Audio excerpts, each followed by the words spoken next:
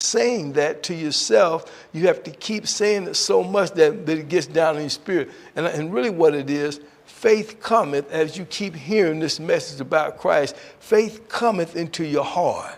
And when it gets into your heart, you start to speak it out of your mouth. And we know that death and life is in the power of the tongue. Whatever we say, we're going to eat the words of what we say. So I want you to do something. I want you to say what God's word says about you every time an obstacle or difficulty comes. When the finances is low, my God has already supplied all of my needs according to his rich and glory in Christ.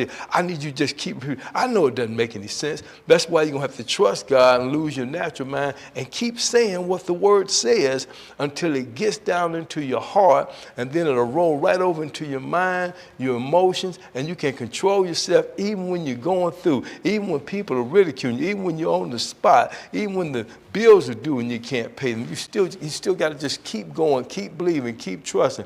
You know, we go back and look at history of people that were broken and didn't have any money and were busted and disgusted, but they trusted God. Eventually, God brought them right on out. And all those trials, all those tribulations turned out to be an opportunity for God to build your faith. Now, understand this. Some people think that God pushed you through that. That's not true.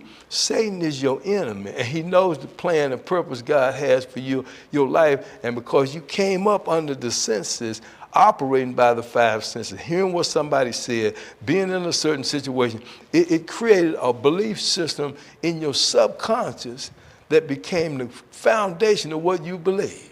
So you operated by sight, and it leads to destruction. In other words, you operating in the flesh by sight that eventually leads to destruction. Now, here's the thing about faith. Faith has a narrow road. In other words, when you say it and believe it, you can't see it, so it's narrow. But if you keep that mustard seed of faith planted and you keep watering it by saying what the word says and believing what it says, then God moves the obstacles right out of the way, and the supernatural steps in, which is a miracle. God's divine intervention comes in the minute you have faith and stand on his word. And I want you to know that's what's going to remove your obstacle and difficulty, because sometimes I think that we start looking to see how God's going to do it when it's not how he's going to do it. It's can we believe it? If long we can believe it, we can receive it. He said nothing is impossible when you believe. So believing it goes beyond faith. Faith believes even though there's no evidence of it, but believing takes it as a reality into the subconscious, and then it transfers it over into the conscious, and you start to speak it out of your mouth, united with faith. God's intervention, divine intervention comes in to create a miracle, to open up a door that was closed, to provide something that you couldn't even think or imagine.